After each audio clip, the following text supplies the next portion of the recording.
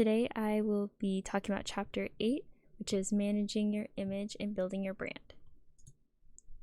The learning objectives are understand self-presentation theory, describe what influences a person's promissory character, define definitional disruption, and utilize best practices for building a personal brand on social media. All people have a reputation. A person's reputation is how they portray themselves and how people react to that person. Sometimes a person can deliberately choose to portray themselves one way, or sometimes it is just a result of casual actions. Social media allows people to carefully select how they present themselves to others. Choosing what best represents the person you are or what you want to be is how you create your brand. Self-presentation theory. Sociologist Irving Goffman explains that there is a difference between the impression a person gives and an impression the person gives off. The impression a person gives is deliberate, and the one they give off is not so controllable.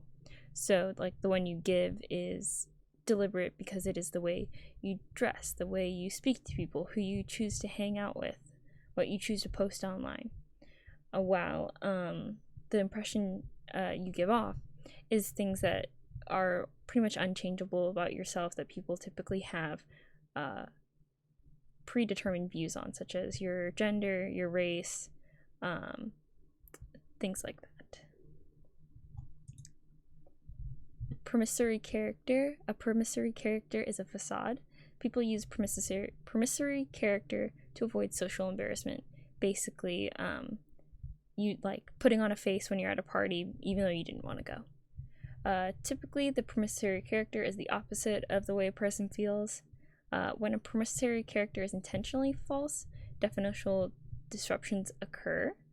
This is when people begin to see through an act of a promissory character, or when somebody's brand takes a total 180. So sometimes people intentionally have definitional disruptions in order to gain attention and rebrand. Our book uses the example of Miley Cyrus and Taylor Swift when they rebranded to be edgier. Online branding best practices. Using social media to brand yourself is a great way to impress future employers and others. Online, it is encouraged that you try and make yourself as discoverable as possible. So you can do this easily by using the same profile picture on all social media platforms and having the same username and a username that matches your real name very closely. Do not include provocative, discriminatory, or have posts that involve drinking on your platform. They're just very unprofessional, and you don't want a future employer to see that. And that's all. Thank you.